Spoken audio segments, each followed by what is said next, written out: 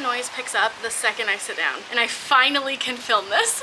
Oh my gosh, what a wild ride it has been to be able to sit down here with you on this day, in this age, and talk to you about this book. A couple of things I want to note. I apologize if the wind is a bit much. I think it's okay. Like, you can definitely hear it. Hopefully it's not too distracting, but I figured it's better to like have fun updates by the pool and deal with some of the wind background noise, and I won't do all of them by the pool when it's super windy, but to have some of them, especially our first update, then to have like perfect audio. And I've done everything I can to try to reduce the level of the white noise in the background. Maybe it'll just add to the aesthetic and the ambiance. I, of course, wanted to be able to update you. When I first started, even ideally before I started reading An Ember in the Ashes, but at least like when I first started it, and my intention was that I was going to, because I only had less than a 2-hour flight from Missouri to Florida to get here. And I was like, okay, I'll read like a little bit.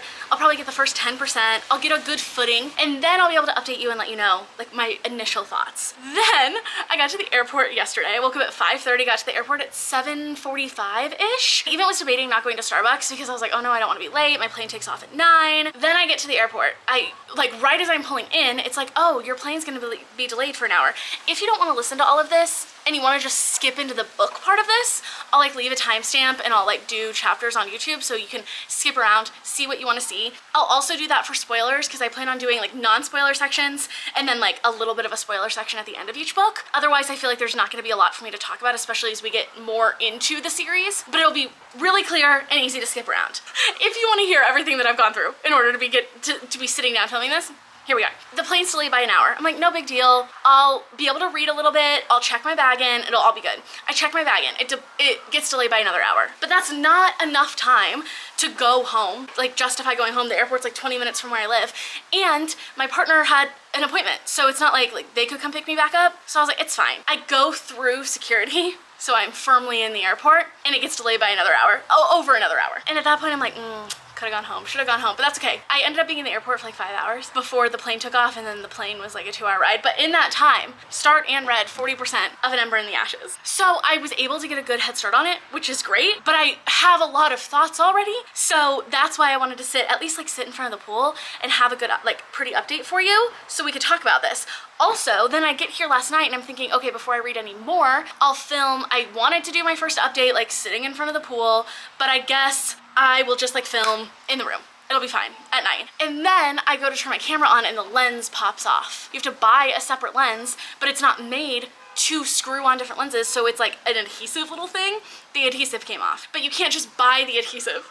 So it was a whole thing. Then I thought I ruined my lens in my attempt to get the new lens on there, but it's all good. We got it figured out. We are here. The sun is unfortunately in the worst place in the sky. If I had filmed this earlier, it could have been in front of me, but it's fine. It's fine. We're here. We are 40% of the way through the Ember of the Ashes, and now we can talk about it. So whenever I was thinking about what series I wanted to read this time, because it's kind of been like a tradition of mine, this started out as, shout out, children of divorced parents, when I would go for a few weeks down to my dad's during the summer, get a pool. I would usually hang out by the pool, and it started with reading Harry Potter. Like I read the entire Harry Potter series one time when I was at my dad's by the pool. And I would usually reread Harry Potter, but then I don't do that anymore. So I wanted to start a new tradition a few years ago by reading an entire new fantasy series. And the first one that I read was Mistborn by Brandon Sanderson, which became my all-time favorite book and series ever. So that was such a win. The next time, last year when I came down here, for something I was like, I want to read The Raven Boys. And I almost DNF'd it and then just like didn't do this video, but then ended up continuing on, read that while I was down here, and that ended up being one of my all-time favorite series of all time. So when I was deciding what series I want to read, there are two important things I have to consider. One, do I think that I'm really gonna love it? Have I been highly anticipating it? Is the series completed? So I guess there's three things, because those are two different things, and those are not the two things I was gonna say. Do I think I'm gonna love it? Is the series completed? And do I think that I can realistically read the entire series while I'm here? And I'm here for like 17 days. Because I also have like other work that I need to be doing, and obviously I'm like hanging out with my family, so can I fit that in the schedule? And when I was thinking about that, I was deciding between this Mark Lawrence series. I can't remember what the first one is. Something Sister, Red Sister, maybe? I've heard really great things about it. I loved the first like couple pages that I read. But also, I guess there's 4 things I have to think about. So I completely lied when I said there's 2. I wanted something that was available on Libby, and also, okay, surprise 5th thing, that I could get and show off for you that I have like physically, because I want to read it on my Kindle, but I also want the physical copies to show you, because otherwise I just think it's like more fun when I have the physical copy to like be showing you, and if I want to go through and highlight anything, and if I decide I do want to be reading physically, because these are floppy, which is also very nice. The Red Sisters trilogy fit a lot of those things, but it didn't fit the having it on Libby so that I could have an ebook copy of it, or the audiobook. None of the audiobooks are on Libby either. The only copies that you can get are like the mass market paperback books, which is what I read for Mistborn, but like, I don't know, I already had the, and it was kind of tied between that trilogy and An Ember in the Ashes, and this is a YA fantasy, so even though it's 4 books, I think that I'm still gonna be able to get through it pretty easily. And I have been anticipating this for so long. I had this entire series already physically, so I brought that with, and I also was able to get the audiobooks and the ebooks. So here we are. I feel like you're not getting like the prettiest part of the pool. What about here? I think I'm shrouded in darkness this way. But here's to hoping, because we are gonna start talking about this book. I have to look at my notes because a lot has happened. First thing I was so excited about is the second that I got to the airport, I was gonna buy the audiobook for the first book because it's the only one I didn't have. But it became available on Libby literally when I got to the airport. And I didn't realize that the narrators, this is dual point of view between our like 2 main characters, and the narrators for both of their POVs are like some of my favorites. So this is an incredible tandem read experience, which is just like my perfect vibe. Oh my god, also I have a very embarrassing thing.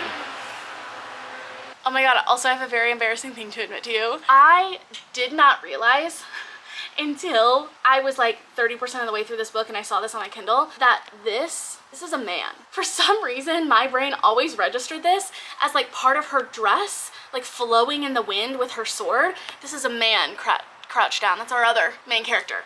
I was sitting on the plane next to this guy and I was like, because I was like, oh my god, a man.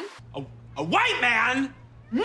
I don't know how I didn't notice that. Now I can't unsee it, but like I definitely, I guess from far away, you can see what I'm saying, right? Like a flowy, whatever, it's a man in a hood. Specifically, it's Elias. So our 2 main characters, Laia and Elias. We get introduced to Laia first off when her brother Darren, he seemingly was like working for the resistance of the Empire, or was working against the Empire in some way, because he had a sketchbook full of the Empire's secrets that they did not want to know, because the Empire for like years after they took over this other group of people that Laia is a part of, they have been keeping secrets on like their military and how they learn to fight and how they train fighters, and specifically they have these like magical extra deadly swords, and they keep secrets on like how you make those. That way these people can't fight back. And her brother was caught sneaking in, doing sketchbooks of this whole process into the Empire. So the first part of this, it's brutal. Like it really starts off with a bang. People from the Empire, they have these people called masks, are kind of like their soldiers, and they're just like ruthless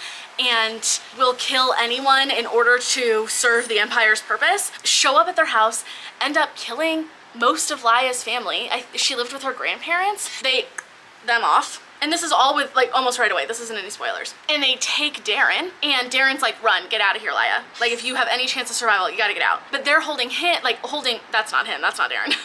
They're holding her brother captive because he like probably has a lot of secrets about like the rebellion and stuff, even though he like claims he wasn't working with the rebellion. And Laia runs away, but then she feels guilty about it. She's like, I left my brother to die. So now I am like motivated. I am going to find the rebellion and have them help me get my brother back and save my brother. Meanwhile, our other point of view, Elias, he is in his last like day of training to become a mask. And not only is he in his last day of training, which the Empire trains children from like an incredibly young age in brutal ways. Like this book does not shy away from dark and brutal realities of war and trauma and oppression. Even though it's a YA book, it very much reads like an adult fantasy, except it has more of like the pacing of a YA book in the best way so far, I think. And we're still following, like for most of the first like 30% of this, their 2 point of view, like their 2 POVs are separate. Elias not only is on his last day of training to become a mask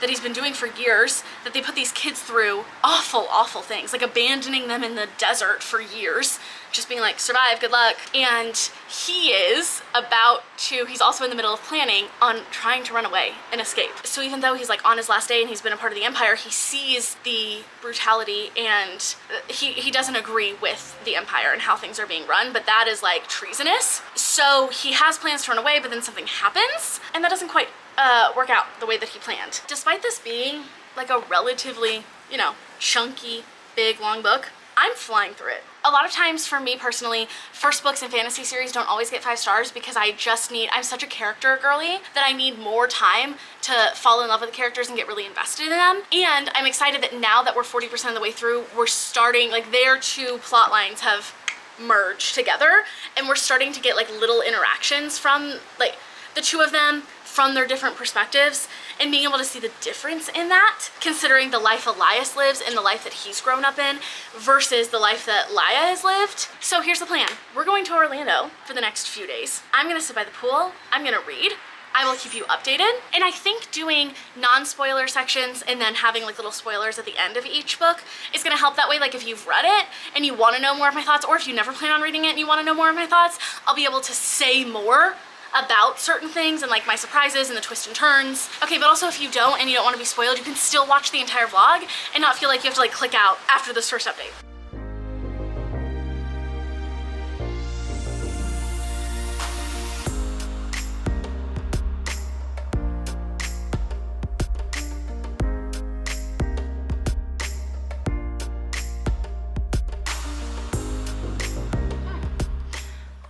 I finished An Ember in the Ashes book 1. I have lots of complicated thoughts and emotions. The last 25% of this book was incredible.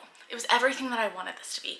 The stakes were high. The feelings were felt. I didn't love this as much as I thought I was going to, but I think that's because the synopsis and my expectations of it were different than what it ended up being. The synopsis that I knew this as, which is like our 2 main characters, Laia and Elias, both fighting from different sides of the Empire, but also fighting the Empire from inside together, I think is more the synopsis of the series as a whole, and this felt like one very long prologue kind of introduction to getting us there. Not that this book was super long, but like it felt long for that, because we really only see them fighting together kind of like at the end. Like that's where we leave off. I don't think that that's a spoiler because like that's the synopsis and the idea of this entire series, and that's how it's sold. But like we spend most of the time, despite the fact that we're in like the dual point of view, it very much is dual point of view where they're not interacting as much as I thought that they were going to. And also I forgot to mention that there's this trial component, which I was really excited about. And that's mainly in Elias's perspective because he's fighting in these trials. And we got to see some of the trials, but sometimes something about this writing feels like when there's something that's really like action-packed or suspenseful or heavy happening, we're sometimes left out of it and then we're left to see the aftermath of it instead, and that can be done well, but I wanted to see at least like more of the trials. There's like this really cool scene at the end where Laia is like a total badass, and we hear about how she pulled it off afterward, but I would have liked for us to like see some of that, not knowing exactly what was happening until it all happened, rather than just being told that like, oh yeah, this is all that I did, when it was like really cool. And it could have been more impactful. I honestly wish that this was 200 pages longer. I would have read 200 more pages, and I would have loved to see more of the trials and more of that, especially since we had that dual point of view where they weren't interacting as much. But moving forward, I do think with like this book and on, since at least for now we seem to be having the 2 of them working together more and like interacting more is going to be able to get done, and we're going to be able to spend more time in those moments, since we're not going back and forth between basically 2 separate but eventually converging plot lines. So while I am like slightly, I don't want to say disappointed, but like kind of disappointed, because this wasn't a 5-star for me. It was like probably a 3.5, maybe 3.75, because that ending was so good. But I don't think that this felt like a 4-star for most of it. It just felt like, for the fact that it's a fantasy book, like a quick, like I kept going along with the flow. I wanted to keep reading. It wasn't anything that wowed me. And speaking of the fantasy, I think that this might also be a part of it, is that for most of this book, we don't get a lot of what I expect, like magic elements. We get a little bit of hints of supernatural, especially because Laia and her people, the scholars, talk about ghouls and wraiths, but they talk about them as myths. And we start to get hints that like maybe they're not fully myths. And like a few of the characters have like a sprinkling of what could possibly be magic, but anyone practicing magic is seen as a witch. So it's not like there's a lot of people practicing magic out in the open. So we don't get that. So we have more supernatural elements than anything else, and there's really not much magic to be found in this first book. The fantasy elements are more like, I guess, the combat and like the fact that we have some supernatural like beings. And like we have extra powerful swords and like a mask that maybe has some magical power to it, but not really. Not really. And I think maybe that's what made this not hit as hard for me as I wanted it to, because I love a lot of magic in fantasy and there just wasn't as much as I was wanting. But again, I could see the potential for this as the series now goes on, all of those magical and supernatural elements kind of exploding and us getting more of that. So probably a 3.5 star for me on that one. And I'm gonna be perfectly honest with you, this seems to be a theme for me in the covers of these books. I did recognize that there are 3 people on this one at least. I have no idea who this is. I think I know who it likely is, but where we left off book 1 makes me wonder why she's on the cover, and also makes me a little bit excited for if it is who I think it is that she is on the cover. Also, I did film a little, I'll put this into the spoiler section that we'll get into here soon for An Ember in the Ashes, but there was something that I thought was going to be a reveal that I thought I caught onto, and it wasn't revealed, but it wasn't not revealed. Like, it could still be, but that remains to be seen. So I'm still holding out hope because I think it would be a really good twist, and I think it would be something that a lot of people didn't see coming, and I'm excited if that ends up happening. But it was left open-ended enough that I'm like, I feel like we're gonna have to come back around to that, and when we do, hopefully, I'm gonna be right, you know? But before I get into talking about a torch, I thought it was a torch of night, it's a torch against the night, to be clear. Let's pop in a little bit with spoiler Alexa. Okay, giving you a chance to click off spoilers. I'll put them here on the screen. You just fast forward or click to the next section. I'm not gonna give like a huge, can you see that little dot that's on my camera screen? Hopefully not. I'm not gonna give like a huge synopsis of what has happened but I'll give you enough that if you haven't read this and you're just here for the spoilers because you know you're not gonna read it, you're gonna understand what's going on. But I don't wanna recap the entire book because a lot of people who are watching the spoilers, I'm assuming, have read it, and we just don't wanna be here all day, okay? Okay, so in this, Laia ends up infiltrating Blackcliff as a spy to spy on the Commandant, who is also, if we can remember, Elias's mom, and like total bliss, badass, kind of what I would say is like the main general for the Empire, other than the like Emperor's right hand man. The main thing that I want to talk about in the spoiler section is one of my big theories for this book. What I thought was going to be this book, but then we didn't end up getting the reveal. But I've started the second book and I feel like we still could get this reveal. It's like set up to still be open, but like obviously I don't know if it's true or not. I'm just making shit up. Okay, so I'm not like spoiling anything because I'm not telling you in this if I'm right because I don't know if I'm right. But I think I am. So while Laia is there, she meets mainly two slaves, and the Commandant is like known for torturing slaves. When Laia decided to go in to infiltrate the Commandant's circle for the rebellion kind of like talked about how they didn't know if she was gonna survive because the last few slaves that they've sent in there have ended up getting found out by the Commandant and killed. So Laia is like, I just have to be able to survive, but I also have to somehow figure out how to get these secrets that the rebellion wants in order for them to help me to save my brother, because like that's the contingency, is that they're only going to help Laia save her brother if she does this. And while she's there, she meets like two main slaves that we learned about, which is Cook and Izzy. And Izzy is like a younger girl, kind of around, I think around Laia's age. And she's more open to start being friends with Laia, but the Cook, capital C, is not so much. She's an older woman. We end up finding out, has like a history with the rebellion and hates the rebellion, is pissed about the rebellion, knew Laia's parents, hates Laia's mom, and is like not down for the rebellion because the rebellion is what ended Cook up in Blackcliff with the Commandant. And Cook was severely tortured and disfigured by the Commandant, and obviously just like has a lot of trauma around that. And she is like warning Laia, like don't make it obvious that like you are too close with Izzy, because I feel very protective of Izzy, and anytime the Commandant finds out that you're friends with someone, she will use that against you. And then we find out that that's how Izzy lost one of her eyes, is that the Commandant was using that against Cook because she found out that Cook and Izzy were kind of close and that the Commandant felt a lot of love and protection for Izzy. So she started hurting, obviously, like when she couldn't hurt Cook anymore, she was hurting the people that Cook loved. So she's like warning her to not let the Commandant know about Izzy and Laia being friends, but Here's my big theory. I think Cook is Laya's mom. The way that she has like so much trauma for the rebellion, because the rebellion sold out Laya's parents, and that's how Laya's parents got killed. And here's the only reason why I think that it could not be a thing,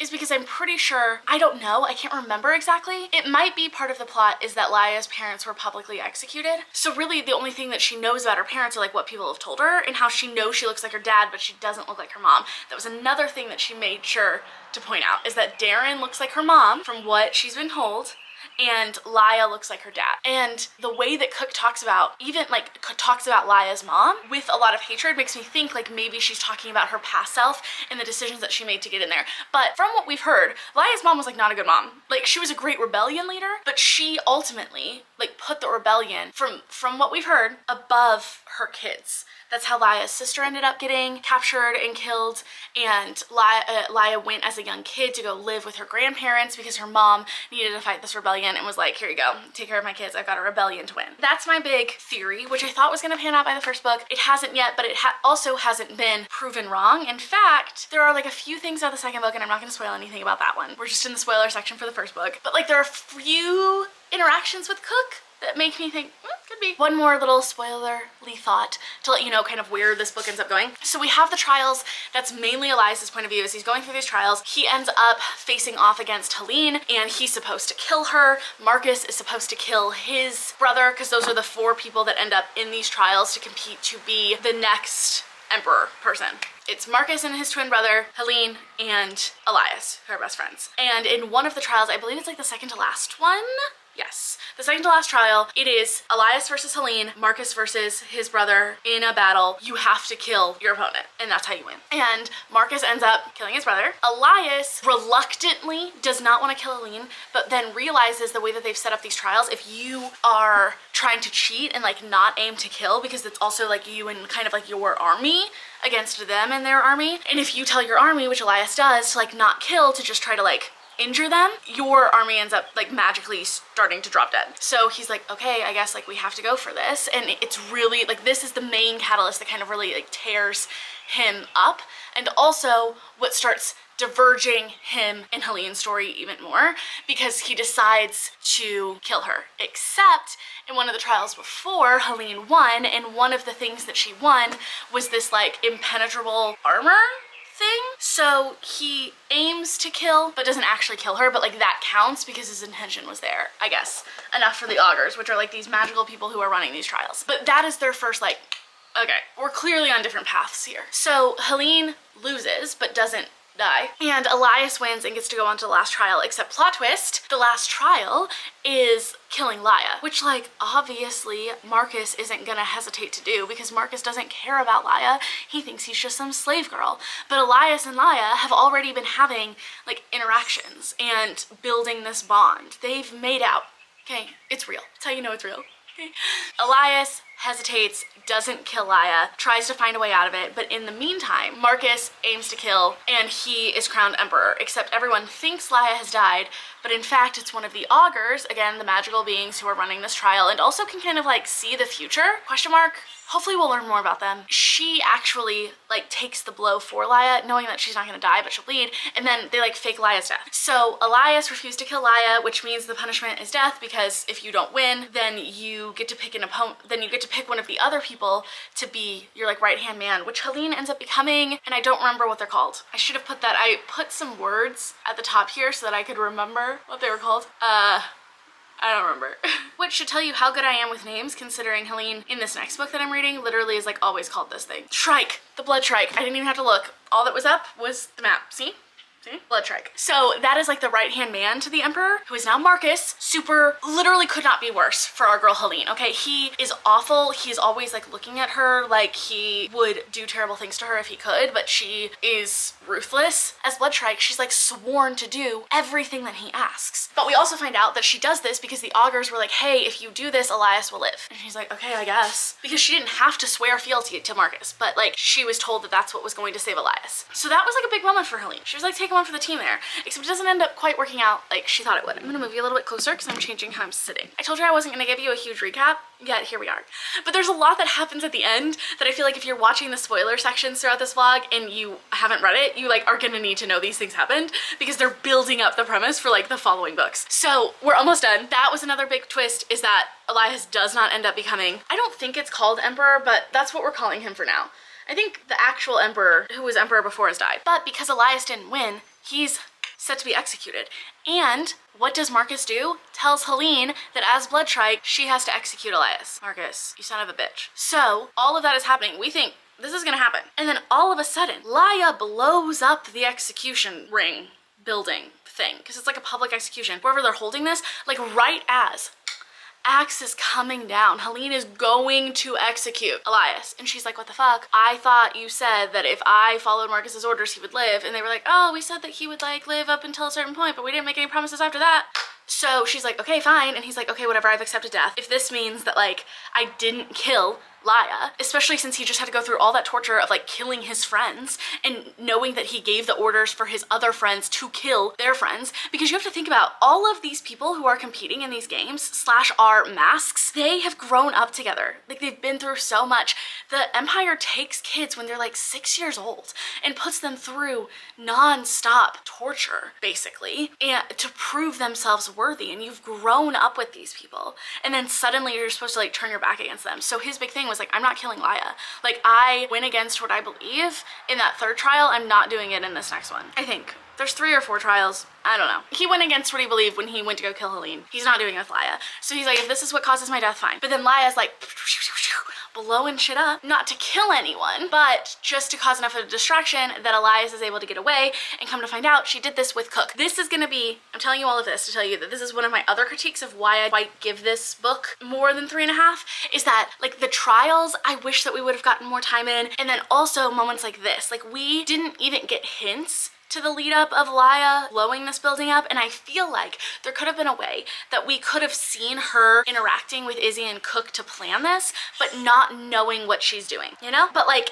then whenever this did happen, we could be like, oh my god, like this is what was happening this whole time. It was like this big plan to save Elias and to take him with her to go rescue her brother from Koff prison, because she also finds out that another plot twist, the leader of the rebellion has been lying to her and told her that her brother went to this other prison when he didn't in fact go there. He's been in Koff, which is like the main torture prison, pretty much this entire time. And he really just like used Laia because he thought that she was gonna die and then she didn't. And he was like, okay, maybe I can like get some information out of her. But he just wanted her like out of his way because he was planning on something. I think he killed the Emperor or something. Doesn't matter right now. We can come back to that. The main thing is now moving into book 2, Elias and Laia are going to try to rescue her brother from Koff, big scary torture prison that like no one is supposed to be able to break into or out of. And Elias is like, okay, I'll help you, fine. And Helene is Bloodstrike, supposed to be doing Marcus's bidding, except what is Marcus's bidding? Hunting down Elias and killing him. So since she did not technically accomplish that the first time.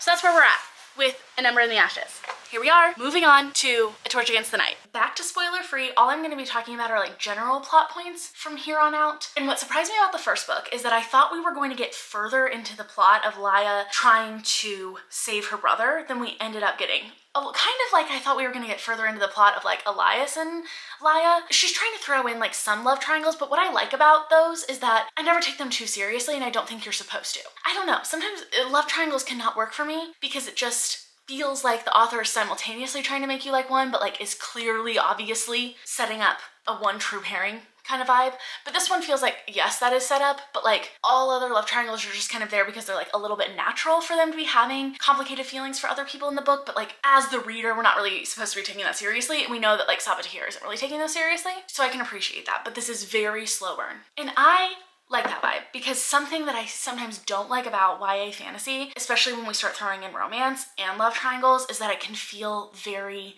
insta-lovey, especially when we have this like enemies to lovers plotline where like he represents the Empire, and even though we know that he doesn't believe in the Empire and hates his mom and hates most of the things that the Empire stands for, Laia doesn't know that.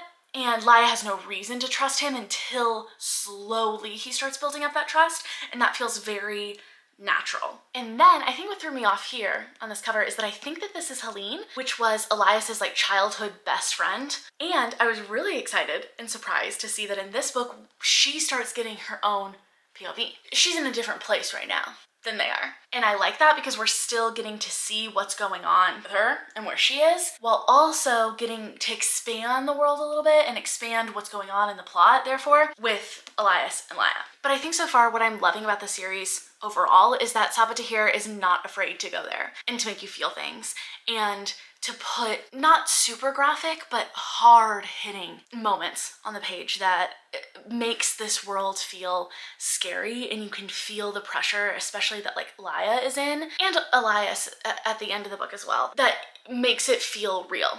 Sometimes with YA fantasy, there's this sense of like some tension can be happening, but it feels like, oh, everything's gonna be okay in the end.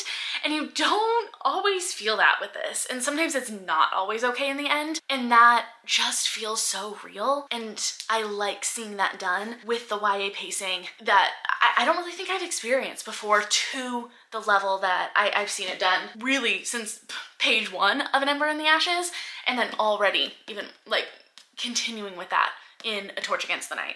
I'm going to say this title wrong multiple times for sure.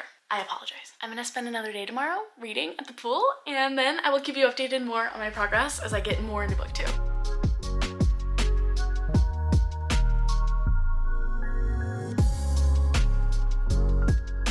I think I'm right. That thing that I thought was gonna be a plot twist that didn't come about, but it also didn't, like, it didn't close that door. There was a moment between Helene and another character, this character specifically that I think that this is about, this plot twist, that I'm gonna be so vague on, really just kind of sealed it in even more for me, because when this interaction was happening, you didn't know who that other character was, and I was like, oh. And then when you found out who it was, I was like, oh, come on. I think I'm right. And if I am, I'm so impressed. Like, I'm not gonna be disappointed because I think that it's a hard one to pull off, and I think it's being done really well. And I'm excited to see that play out. I really, really hope that that's what it is. Tonight is our last night in Orlando. It's been awesome. We spent just a few days here, Saturday through, today is Tuesday? Yes, and we're leaving tomorrow morning. We went to Disney Springs. Oh my God, we ate the best Spanish tapas. I used to spend my summers over in Spain and Madrid with my aunt, and it was just incredible. It's like hands down the best food that I've eaten here so far. Spent a lot of time at the pool because the resort that we're staying at has like a bunch of different pools, and I just love hanging out next to the pool, getting a little dip in whenever it starts to get a little too hot, and then going back out, hanging out, reading, chit-chatting. That's like my favorite way to spend a vacation.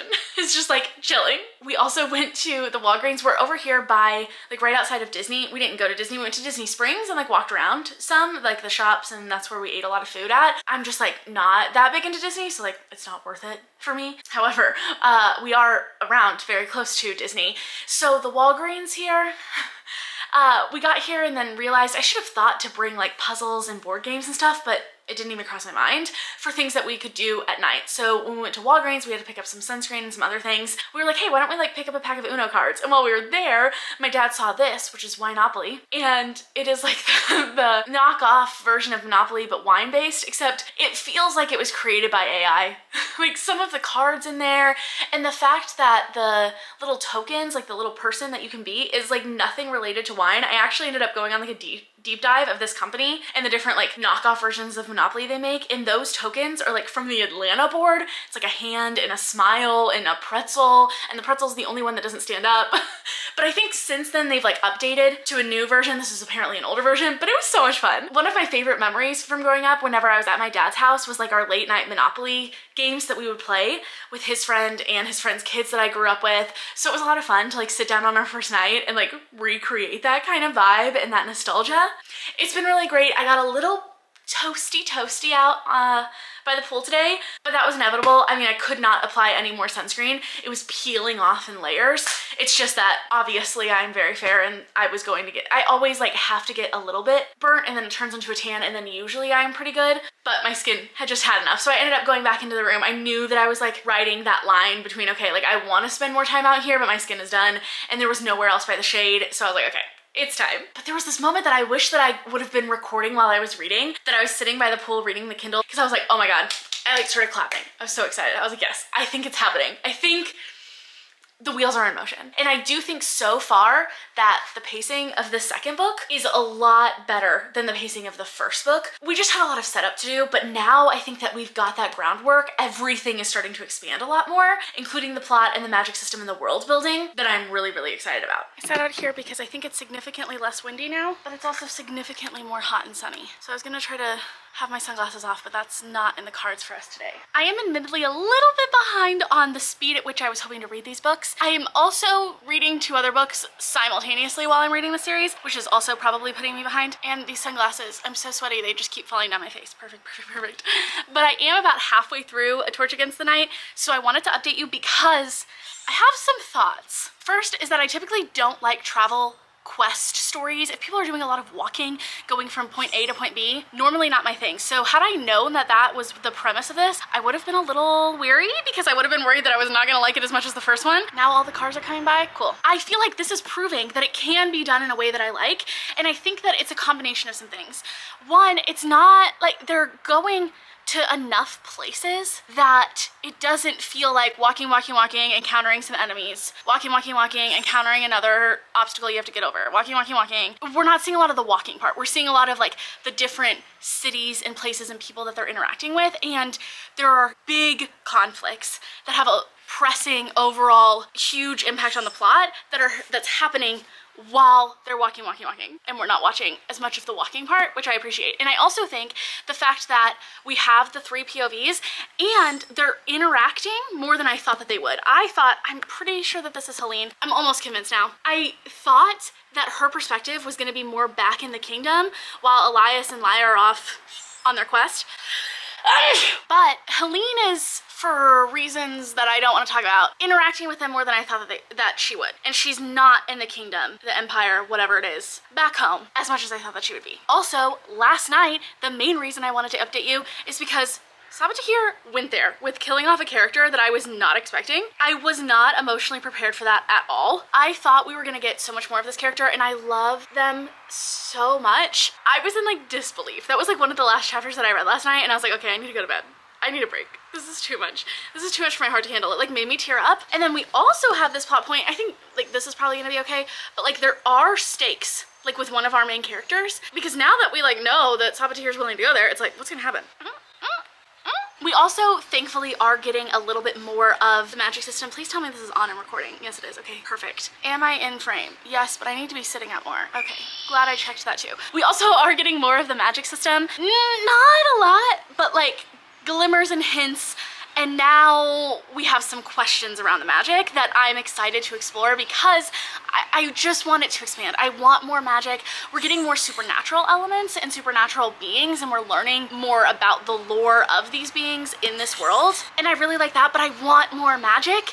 And now hopefully with the last half of this book and moving forward in the future books, we're gonna get more of that, because that is like so far my biggest critique. And now the second book feels like we're doing better about keeping things moving forward while also being still very like character focused and getting those bonds and relationships and intrigue between the different characters. And especially because we're learning about side characters, we're learning more about Elias and his family and where he grew up, because Elias was, even though his mom is the commandant and is like one of the main fighters in the empire, she dropped him off, abandoned him with the tribesmen, and that's who raised him until he was 6 years old, when the empire came back and was like, hello, he has a destiny to be a mask, we're gonna take him so that we can absolutely destroy him. Thank you very much. And we're getting to see that side of his life and his family that he grew up with, and the contrast between those two realities, the reality that he was forced to face and grow up in from 6 years old on,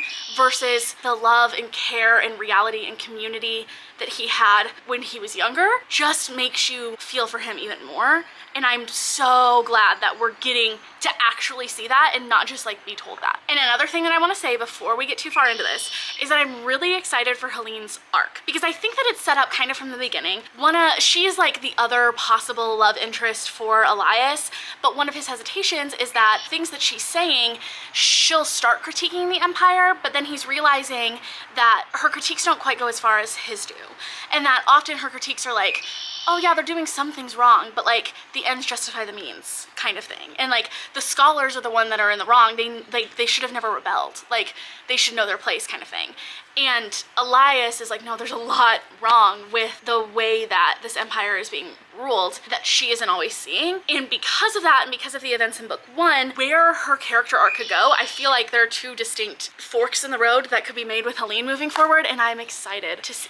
I really don't know which way it's gonna go, and I'm excited to find out, because I think that she has a possibility for a lot of character growth, no matter which direction we go with that. Happy Torture to Poets Department release day. Comes out at midnight tonight. I don't know when you'll be watching this. I am so far behind on editing.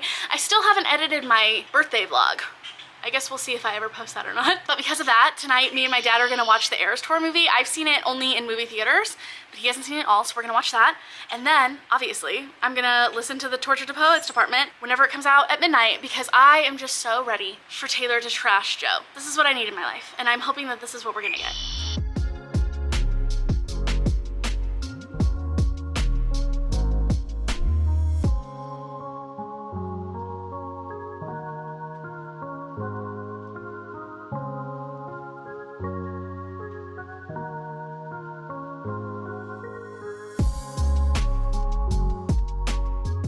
Pretty late, but I did just finish reading, so I wanted to give you a quick update. I loved this more than the first one. I love that we're getting more of the magic system. The plot, I would say, of the first 2 books is kind of like the plot arc I was expecting from the first book, but I understand why now that we've gotten to where we've gotten at the end of this book, why she didn't do it all in one book, because there are other things about the plot and the characters and the magic system that I was not expecting to get incorporated happened, especially like the last 20% of this book, that needed more time to flesh out for us to be able to get to. There was also a plot twist that I saw part of the plot twist coming, but then there was like a second bigger reveal of that plot, not a plot twist, kind of, but then there was like another reveal of it, and I was like, oh, I did not see that part coming. And while I do think that at some points the explanations for why that worked were like a little info dumpy, and I wish that we would have gotten like hints to that, which we did get hints to part of the reveal, but like the backstory of this character, I'll go more in depth in the spoiler section. I think that we could have like learned more about the history and the lore of this world and the creatures in it and the magic system, and just generally like the stories and tales and folklore of the people that could have kind of helped build that up. But overall, I gave the first one 3.5 stars. I'm gonna give this one 4. I'm excited to carry on, but I am gonna be honest that I'm just like a little disappointed that I'm not in love with this the way that I thought I would be. But with that being said, this is still one of the best YA fantasy series that I've ever read, and I think it's so well done and so fleshed out. Honey, you've got a big storm coming. I just think something that I'm discovering about myself is that I am a sucker for beautiful prose and writing and kind of that like even I would say like purpley prose. A lot of my favorite authors, they get a little fluffy with their prose. And I am a sucker for that. And I just think that sometimes like that's the thing. That's what I loved about the Raven cycle so much. That's what makes things feel like a 5-star to me. And for Mistborn, my other favorite fantasy series, it doesn't have that. Brandon Sanderson's writing is very just, it is what it is. And that's what makes it so accessible, which is what part of what I really love about it. But what he lacks in the fluffy, beautiful prose, he makes up for in these big worlds and hard magic systems, and you're learning so much about the magic, and it is so involved. And since this doesn't have that like fluffy pretty writing, and it also isn't as heavy on the magic and doesn't have a super hard magic system at least set up yet, I have the feeling it has the potential to kind of go there, but we're not getting as much of that. I think that's just what is stopping it from feeling like a 5-star all-time love for me, but the potential is still there for the last 2 books. And I might have taken a sneak peek at the 3rd book, and we get a different POV, like an additional one, and that one that I think is going to be really interesting. I'm excited about. Oh, this lighting would be literally perfect if the sun just stayed behind a cloud, but I'm gonna guess that's not gonna happen, but we're gonna work with what we got. Okay, heads up, spoiler section for Torch Against the Night coming up. I'll put spoilers on the screen. You can fast forward. Here's your heads up if you're listening on your headphones. Skip around, because I don't know about you, but one of my favorite ways to like consume booktube content, especially like vlogs and longer form content like this, is I'll just like put this on my phone or something. I'll like pop a headphone in and then I'll go about, I kind of almost listen to it like a podcast, except I'll put my phone in a general place where I pass by every once in a while to like see what's going on. So I know sometimes when I'm watching vlogs and they're like, okay, spoiler coming up, heads up, I have to like pop my headphone out until I can like over to my phone to skip through. Hopefully the audio is okay. The wind picked up a little bit, but I just feel like updates outside are just so much more of a vibe. If I'm in Florida, if this is a vacation reading vlog, I feel like we should be outside for as much as possible. So like I mentioned in the non-spoiler parts of this vlog, the majority of this is kind of like a travel quest with Elias and Laya, mainly working together to go to Koff prison to rescue her brother. And then we also get our third perspective, Helene, who I definitely think is who's on the cover. I was debating whether this was Helene or Elias's mom, but I now understand why Helene is here. It just confused me a little bit since like most of this book she's actively working to kill / capture Elias and Laya. But that's her perspective, is like she is leaving the Empire. Marcus is like, go find Elias. And off she goes. One of my favorite parts of this book is the integration that we got of Elias's past and his family and the tribesmen, because he was raised by the tribes until he was 6 and the Empire came to snatch him back up to torture him and train him to be a mask. So we get to see like his mom who his mom who raised him. Let's be honest here. The Commandant is his biological mom, but she was never a mom. We get his essentially mom working with another tribe in order to go help Laya and Elias save her brother. Because flashback, I didn't mention this in the first spoiler because it like didn't seem like that big of a deal, but I knew it would come up again. Elias met one of the tribeswomen at this like festival thing, and basically through a very short interaction that I was a little confused about, she agreed to give him like one favor. And in the tribes, that's like a big thing. Like, you do not go back on this favor that you have told people that you would give. It's like something you don't really ever dish out, and when you do, it's like very important and you hold to it. And he's like, hey, knock knock, I know literally the entire Empire is out to get me and I have brought trouble to your front door, but I need your help to rescue Darren from Koff. And she's reluctant because she knows that this is going to kill a lot of her people and it's going to put her people at risk. But along with the help of Mammy Rila, I think is his mom's name. Mammy Rila. Okay, I was right. Okay. She is like the tribe storyteller, which is also a very important and coveted and respected role. And working together, they help Elias and Laya kind of escape out of the Empire's clutch again, because the Empire's kind of figured out where they are. Also, who do they run across on this journey? Keenan and Izzy. Because at the end of book 1, Keenan was like, hey, Laya, I'll help you escape. And she's like, well, can you also help another person? I want to be able to bring Izzy and cook with me.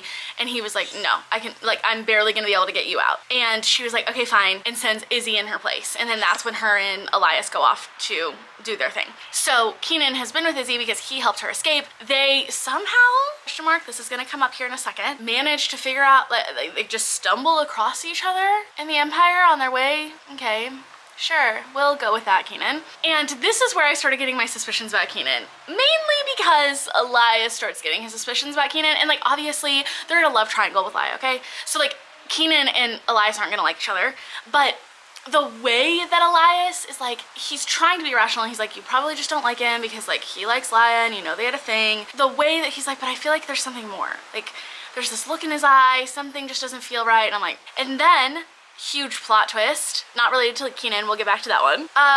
Izzy dies, which I did not see coming. And I do wish that I know we got a lot of time with her in book 1, relatively, but I just felt like, and maybe I just missed something, maybe this was because I was like reading this on audio and physically, but I felt like I didn't get enough time to connect with Izzy. Like, I like Izzy, I like that character, but I feel like this could have been, it was surprising but not soul crushing. And I think that that's just because, trying to wait for the wind to die down, but I don't think it's ever going to. It could have been more impactful for me, and I think it was because we just didn't get enough time with Izzy and Laya. Maybe, I don't know. There was just something that like, I was surprised and sad, but I feel like I could have felt that a little bit more. But I was surprised that Sabatier were there, especially like so early on in this series. I thought we were gonna get more of Izzy when she was reintroduced, but we really didn't get that much of her. This is also around the time that we start getting more of Laya's disappearing powers, because Yeah. Laya can sometimes randomly, it seems like, disappear whenever she like really needs to, but only usually for a blip. It's just like quickly mentioned, like all of a sudden it'll like look like someone is like looking right through me when she's supposed to be hiding. Or like Elias mentions, like, I don't know where Laya came from. It seemed like she came out of nowhere. And that becomes more of a thing in the book. Like we find out she starts getting a hold of those powers a little bit more as she starts to realize that she can control them and she can like make herself invisible. But it seems like not all of the time. Question mark, question mark. What is stopping her from being able to do this? Oh, yeah, big plot twist here. I did see it coming that Kenan, I thought he was just like kind of working with Marcus or the Empire or the ruler of Koth prison in order to capture Laya or learn more information. I thought he just had like some sort of a plan with them. Like he worked with the Commandant and all of those bad people. No, he is main baddie, Mr. Bad, the Nightbringer, which you might be thinking, who is that? You haven't really talked about him. Yes, I know. That's because we've heard about this elusive big villain. We've seen glimpses of him. He is this dark being, the dark being that we've heard stories about, that basically he's pissed about some things that the scholars did in the past, locking up his magical people, but he's supposed to just kind of be this like story, but no, he's real. And not only is he real, he is Kenan. Kenan is the Nightbringer. So we find this out because Laya and him, they go off together. Elias goes off to Koth prison to rescue Darren himself. And then that, which he had to do, and I kind of am a little bit wondering if Izzy died when she did, because that was how we got Kenan and Laya alone. We could easily justify sending Elias off because also, huge plot twist in this book, there's this like sun summoner role because Elias's mom poisons him at the beginning of the book with like stabbing him with a poisoned blade that there's really no cure for, and he's just gonna die in 6 months. So he kind of knows that. And so he's like, I am going to go rescue Darren on my own. Bye. I'll meet up with you. And so Laya and Kenan are like, okay, guess we're gonna split off from the tribes that have been helping us and we're gonna go meet up with Elias and make sure that he rescues my brother. And while they're doing that, Elias is in Koth prison. He gets in, but then unfortunately, he's told that Darren is dead. So great. And also, the warden, who is like Mr. Batty torturer of the prison, knows Elias from his childhood, recognizes him, captures him, and is torturing him for information. But seems to not know exactly what information he's wanting, and is asking like vague questions about Laya, but like doesn't know specific questions to ask. So clearly is being told that there's something he should be learning about Laya, but doesn't know what it is. And that's the information that he's torturing Elias for. Except also another plot twist, we find out Darren is not dead. He is in fact very much alive. Well, very much. He's holding on. Okay, but while that is happening, Kenan and Laya are off trying to make it to the prison. They get to this cave. They have this sweet moment. Laya has her, like the last thing that her mom gave her, which is this like silver armband pictured here. It doesn't want to focus, but here. And this is like her, like, it's very important to her. She let Elias hold it like one time. That's important. But it's like always right on her arm. And Kenan is like having this woe is me, no one is ever gonna love me, I'm never gonna find my place in this world moment. And then she, as like a gesture of like, you will always have a place, you have a family in me, gives him this silver arm thing. And then he turns into Mr. Nightbringer. Because come to find out, part of this lore of the Nightbringer is that like this silver star shattered into a bunch of pieces and that's what kept him from his powers. Listen, I don't know a lot about this, and I'm sorry. You don't come here for great plot explanations. But I need to explain some of these to you so that we can talk about the spoilers. Okay, I'm probably gonna regret having rambled on about this whenever I go to edit this video, but here we are. Anyway, come to find out the silver armband that Laya had was part of the star. He needs all of these pieces, but in order to, he can't just take them. He has to have the person who has this piece give it to him, and also they both have to love each other. So he like genuinely did love Laya as Kenan and as the Nightbringer, but like also he's this magical, awful, hateful being. But like also, is he really? Because he's really just trying to avenge a terrible thing that happened to him and his people long ago.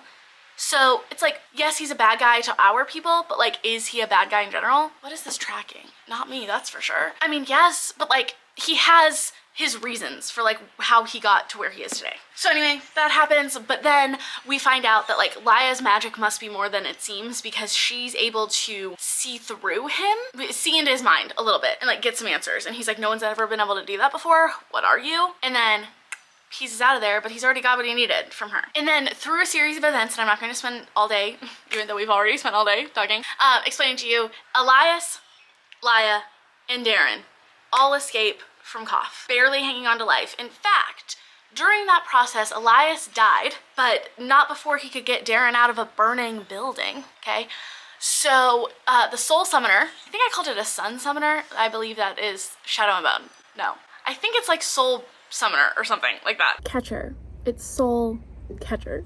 That is this magical being that basically helps usher ghosts and souls that are stuck in the waiting place over to the next thing. That Elias, as he's been in and out of these seizures because he's dying slowly, has been talking to her. He finds out that if he agrees to be the soul summoner and take her place, he can come back to life for a little bit, help get Darren and Laya out, and then he's like, I'll be at peace. You know, like, I'll have at least done what I said that I was going to do, knowing that, like, I was gonna die anyway. So I guess this is my fate. Except, like, she's like, dude, you don't want to do that. Like, there's a lot I haven't told you yet, and, like, this is not a good gig. Like, trust me, this is, like, torture. Like, I was put in this position basically as the ultimate fuck you torture from the Nightbringer, I think, put her there. I can't remember exactly. But he's like, no, I want this, do it. And she's like, okay, but you're gonna be like tied to this forest and an immortal being, and I'm gonna train you, but then you're gonna take my place. And he's like, yep, okay, I'm in. Let's do it, bring me back so that I can save them. So then that's what happens. And then he has to explain all of this to Laya. And then, there we are. Oh, yeah, I was like, I feel like there was like one more main thing that happened, and that's Helene, our main girl. She ends up, obviously, not capturing and killing Elias, but does find out that Elias's mom is planning, like, basically starting a war this entire time. And, like, wants to kill Marcus, and has, like, been trying to kill Marcus so that she can take his place and kind of overrule. Obviously, Elias's mom is, like, main baddie bitch villain, okay? Other than the Nightbringer, but, like, she's kind of fucking ruthless. Might be worse. So she's like, well, I've got to go tell Marcus this, and I can't do that and also capture and kill Elias, but he'll understand because, like, I'm saving his life. She gets there, come to find out Marcus already knew, so it just makes him look like an idiot in front of everyone because she announces this in front of, like, all of the people. And the Commandant is like, I knew that she was gonna do this, I told you she's insane. And so in order to, like, make this big scene and, like, put himself back in a position of power, he kills all of Helene's family except for her younger sweet sister, who he marries, which is, like, Helene's worst nightmare, is, like, for one of her sisters to be married to Marcus because he's awful. He's horrible. So that is where we leave Helene, absolutely broken down with a lot of shit that she's had to go through. All of our characters have. That's really the premise of this entire book, is a bunch of people going through a lot of shit. Moving on to A Reaper at the Gates. I didn't know if it was The Reaper at the Gates. It's A Reaper at the Gates. I do know, I just started reading this a little bit, that we get point of view of, hopefully this is focusing, I don't know, the Nightbringer, which I am very excited about because, like I was saying, he's kind of elusive. Like, by the time his name would get brought back up again, it was so few and far between, especially in the first book, that I was like, who are we talking about? What is his story? So I'm excited to get Keenan / the Nightbringer's perspective because I think that it's going to make him feel more real. Like, more of a villain, more of an ominous presence, because for now he's just kind of been, like, lurking in the background. We know he has villainous plans, but we haven't really seen any of that. My main plan, everyone in the house is working today other than me, so I'm actually going to get some work done for my, like, real job. And then I'm going to sit out here by the pool. I don't think that's focusing. And try to read as much of Reaper at the Gates as possible. Oh, that is so unfocused.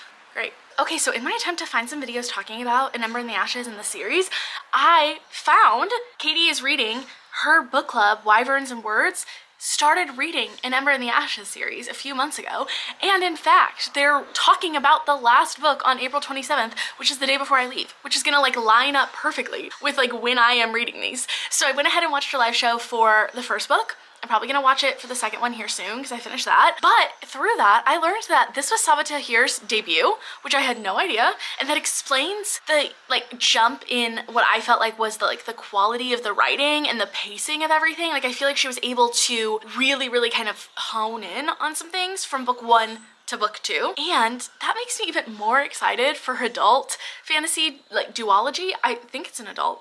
Did I just make that up? No, I'm pretty sure it's an adult series. Hopefully. I hope I'm not wrong about that. But that's coming out in October. I think it's called Air, the first one is, and that makes me even more excited for that. Because if this was her debut, that's really impressive. Especially since it's her debut YA fantasy, and I kind of wish that this was adult. I'm just even more excited for that now. Also, now I'm so excited though, because I'll be able to watch all of these live shows, and they'll be, like, super current. It'll be like I'm reading along with them and I didn't even know.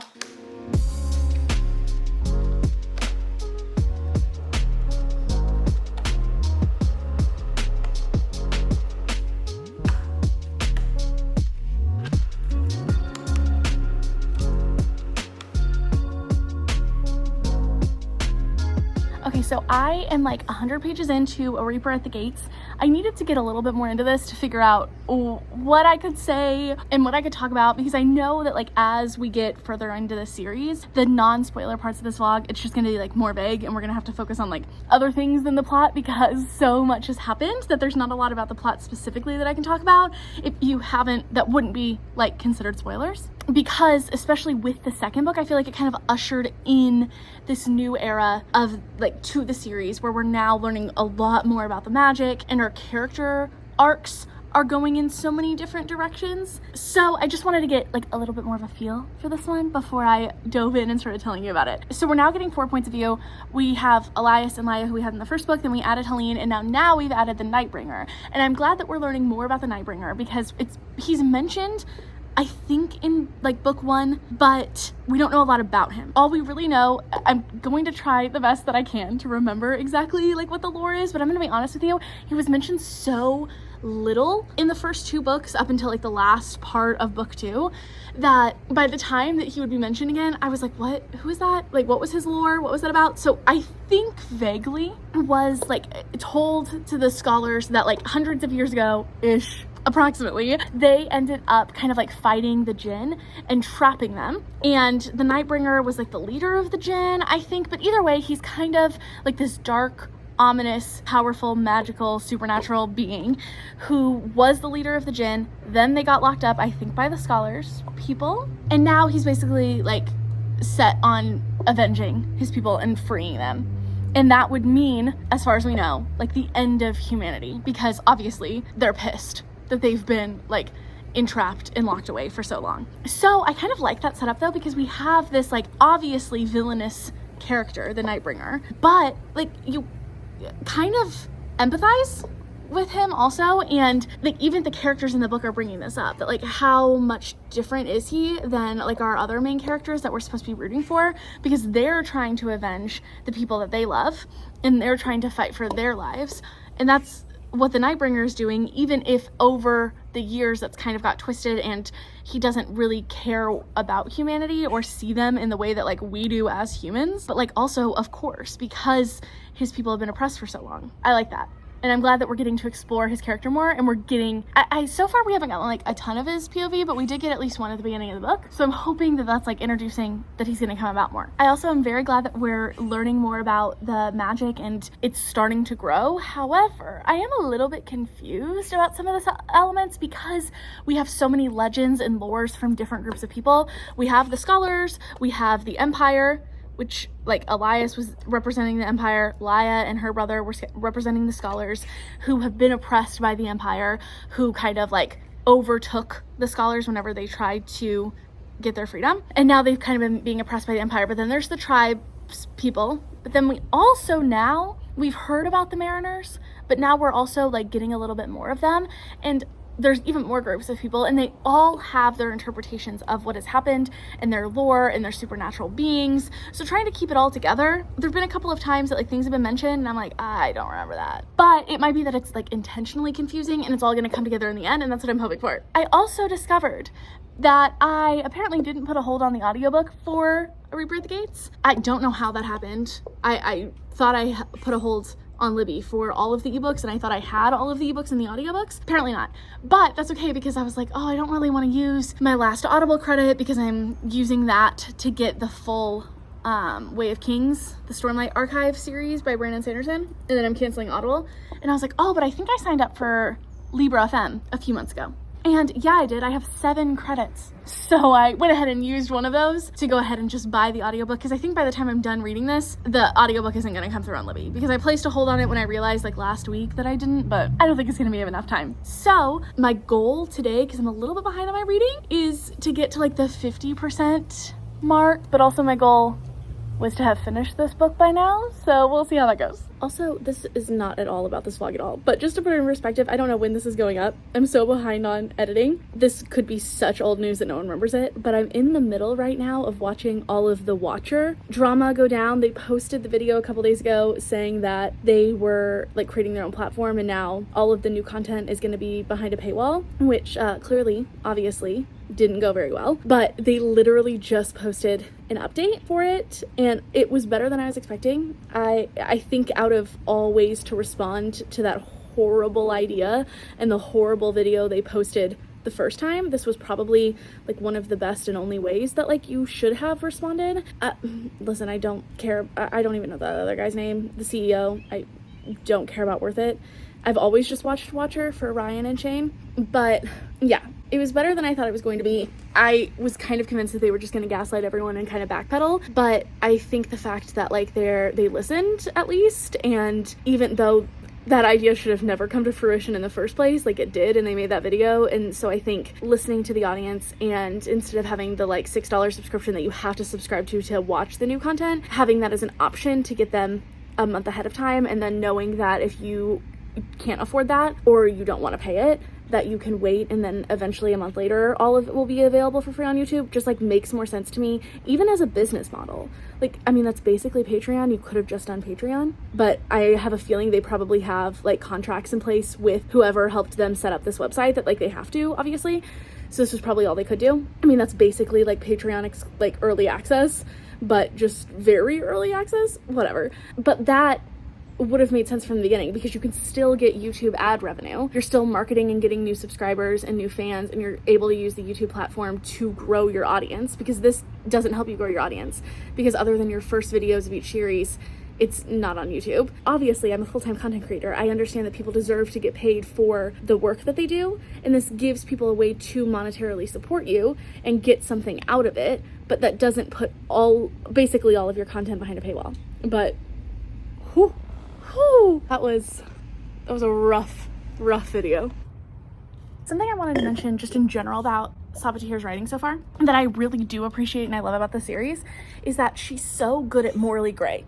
Like, we have morally gray characters in both, like Elias, who is, yes, a child of the Empire, but also kind of a child of the tribesmen, because he was raised until he was like a young kid there, and he sees the flaws of the Empire, and he is a victim of the Empire. He wants to get out, but doesn't always make the right decisions around that, and sometimes can't see the flaws in front of him, although definitely sees more flaws and recognizes more flaws and wants to leave and fight against the Empire more so than Helene, because then we have Helene, his best friend, who also is a victim of the Empire, because she was a kid who was raised and tortured to be a mask. They only choose a girl like once a year, like one girl every year or something like that, one girl every few years. And so clearly she was picked out for a reason, and clearly she's been through so much, but like she has the perspective, especially at the beginning, of like, we are meant to rule over the scholars, like we did the work, we conquered them, so like they just need to learn their place, and like this is our place, like ruling over them. But then we also have like morally gray bands of people, I guess, like sections, because you would think that the scholar resistance, like even though they are kind of like who you're fighting for in the beginning especially, they aren't perfect, and the people who are running the resistance aren't perfect, and they make a lot of bad decisions, and they don't always have the best things in mind for people. And I love morally gray characters, and sometimes that gets kind of, people stay away from that, especially in YA, like often in adult fantasy that's not straight away fun, but I find in YA fantasy that sometimes can be, because it can be seen as like towing, I don't know, like towing a line that you're not supposed to be towing, but like people are morally gray, right? Like people aren't perfect, they don't always make decisions, they don't always do things that you're going to agree with, and I especially love morally gray villainous characters that you can empathize with and you can see where they're coming from. I just love that, and she does it so well, and I'm so glad to see that in this like YA fantasy kind of format.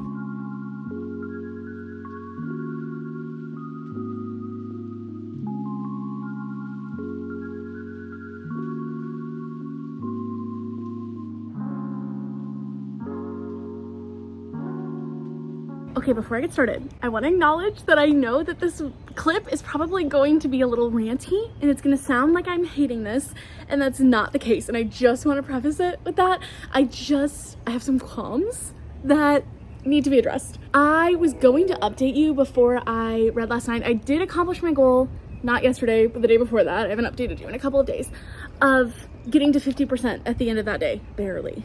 And then yesterday, the 50 to like, honestly, even before that, I would say like the 30 to 70% of this book was a little bit of a slog for me. And that's kind of how it was, I believe, with the first book too. And a lot of this book has similar pacing issues for me as the first book. We get that similar writing style where we start to get into an action scene and then we switch point of views, and it's like the end or after that scene would have happened, and then we're seeing the ramifications of that, but we don't get to see this action that we've led up to. Not all of the time, but it happens enough that I'm like, oh my god, I noticed it in the first one with the trials, and now and with like that last scene in the first book, and now I'm noticing it again. I'm like, oh, why have we brought that back? I hate that. I hate it, because I could get down with the slower parts of this book if that was included, I think. But here's my issue with this book so far, is that I will say, okay, let me just say, I am at like the 85% mark. The 70 to 85% has been really, really incredible. It did have one of those instances of skipping time, but a lot has happened and it's really intriguing. And I think the majority of the reason why I'm liking this last 15% is because it doesn't really include Elias's POV. And in this third book, I don't want to give away too much, but I'm just going to say, like, what is happening with Elias is boring as fuck. Like, it shouldn't be. It should be the thing that interests me the most, but nothing is happening, and he's pretty much just like constantly in his POV, going back and forth on like, am I going to corrupt myself or not? Am I gonna be the mask that the Empire wants me to be? I just don't care. There's more to it than that, but like that's the vibe, and it's literally all of his POV for this entire book. And here's what I think should have happened. A, what I said at the beginning of us having 4 POVs, that's not really true. We had like 1 chapter with the Nightbringer and then that was it. I think that we should have included that more, but I understand with the plot why we haven't, because like there's secrets that like we need to not know in order for this to be interesting about like what he's planning. POV I think we should have gotten is Marcus.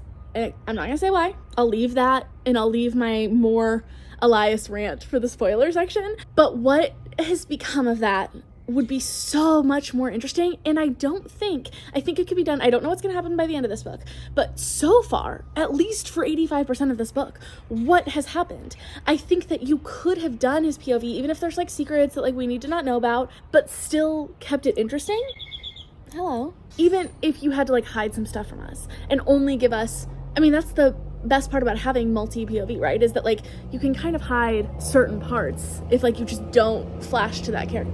It was quiet out here until I started filming. There was no wind, no cars. But like that's the best part of having multi-POV, is that you can just kind of skip that if like you need to. You just don't flash to their perspective if like there are secret things happening, and that would have been more interesting.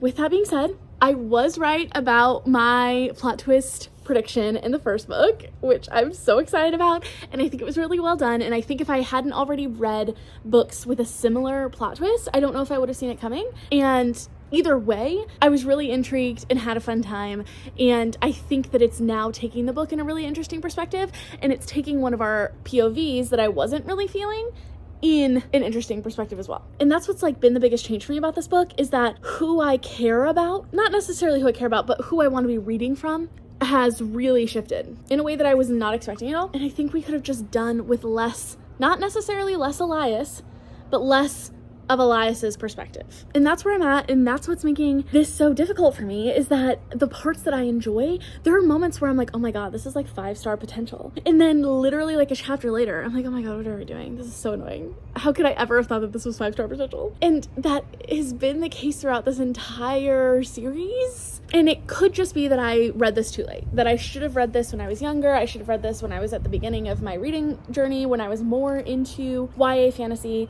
because I can't stop thinking that this would have been so much better as an adult fantasy, because she wants to go there and she does go there. This is very dark that we've talked about, but the reason that I think that sometimes she cuts off and then we switch to the different POV and then we're after the action scene is because it would have been genuinely too brutal. There's brutality in here.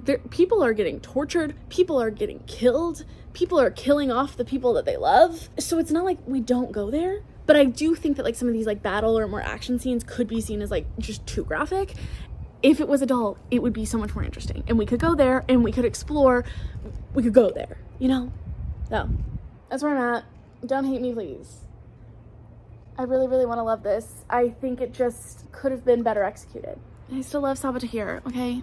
But I was slogging there for a little while. And now I have to like really, really rush through this last 15% so I can get on to this next book. This is my least favorite of all 3 books. I am so sad to come on here and tell the internet this, okay? Because I know that this is people's beloved YA fantasy series. I know that people like grew up with this and loved it, and I wanted to be you. And I am here to say that I don't get it. I don't get it, okay? I mean, I kind of get it, but not really. There's just like there's just so few parts of this that include a magic system that gets explained at all, and then 2 of the main parts of this magic system that get explained, it goes back on the main premise of what it says the rules are that have been set up. And I just went on a huge rant about it in the spoiler section. I filmed that like right before this, and that also explains the terrible lighting. We had some mishaps, some overheating with my phone.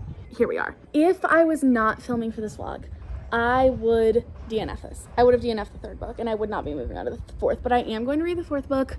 I'm hoping that it brings some things together and explains some things, because right now a lot is not making any sense. Most of the political machinations and the war stuff, I'm so confused. And I don't even know if I need to know anything about it, because honestly, when it comes to the big scenes, we miss most of it. Again, this could just be a case of I should have read this sooner. Here we are. But just know, if you love this, I love that for you, and I want it to be you. And trust me, I mean, my God, I am reading it for this vlog specifically. For this vlog, this is not a blog. This is not 2012. I'm reading this for this vlog specifically because I wanted it to be a 5-star all-time favorite book. I thought it was going to be. That's why we are here today. And it's not. And I knew that from the 1st book, and maybe I should have stopped and read something else. But alas, here we are. And in a way, this is good, because otherwise I would not have, I don't even think I would have read book 2, because I wouldn't have carried on. I don't think I would have cared enough to keep reading after book 1. And I probably would have told myself that I can wait and then read it, and then I would have forgotten, and then I would have never carried on with the series. So this way I'll know, and I'll understand the references, and I'll be able to put in my 2 cents. But just know I wanted to love this, and maybe book 4 is going to bring it all together for me, and I really, really hope that that's the plot twist of this video. But that's not where we're headed. I don't know what my rating is right now. Like a 2.5, and I hate that. I hate that because there are 5-star moments in this book. There were chunks of this that I wanted to keep reading, and I was so invested. And I do think that the big plot twist, even though I predicted it, was so well done. And I don't even think the fact that I predicted it necessarily took away from my enjoyment. I do think that the shock factor of that, especially since it was a 3-book twist, she made you wait until halfway through the 3rd book to find that out, and the ramifications of that, yes, obviously would have been even better, and probably would have upped this a star if I hadn't guessed it. But I don't think it's the book's fault. I think it's just that I've read this before in a fantasy setting. So I recognize the signs from the beginning, and that is no fault of Saboteur. And I think that the way it was done was still incredible, and it still got me excited, and I loved the part following it. But then we kind of undid that, so... So let's just jump back briefly to about 10 minutes ago when I started filming the spoiler section, or skip ahead and I'll meet you back at book 4 and we'll get through it together. Okay, it's time for spoilers for book 3. You know the drill. Fast forward if you don't want to see it. I'll put it on the screen here. And really, this is mainly just going to be a couple of rants with some quick overviews of things that happened, because this is probably my least favorite of the books, and mainly not because I have so many issues with it that are all spoilers. So I'm glad that we have the spoiler section, because I need to get it out, because maybe people can explain this to me, but first of all, Elias's point of view, I literally could not have given a shit less about it the entire book, because he's the soul catcher. Literally his entire character arc this book is just him fighting this inner battle between the magic and his humanity, and whether he's gonna give up what it means to be human and give up the people that he loves in order to become soul catcher, and all of the duties that come along with that. Except it was so drawn out and so unnecessary and so melodramatic that it kind of made me hate Elias. I wanted Helene to have a descent into villain arc. And that's not really what Elias is, because like he's just kind of doing his duty. And we'll get to here in a second why it literally doesn't even make sense how he got to the end of where he is, of like being soul catcher and like letting go of his humanity and not giving a fuck about anyone and like being like, peace out, Laya, I've got bigger things to handle than you. It doesn't even make sense. But like that I would have enjoyed in Helene's perspective, but that's not where we're going with Helene. Helene is like seemingly getting a redemption arc, even though she's like very morally gray and doesn't make a lot of great decisions.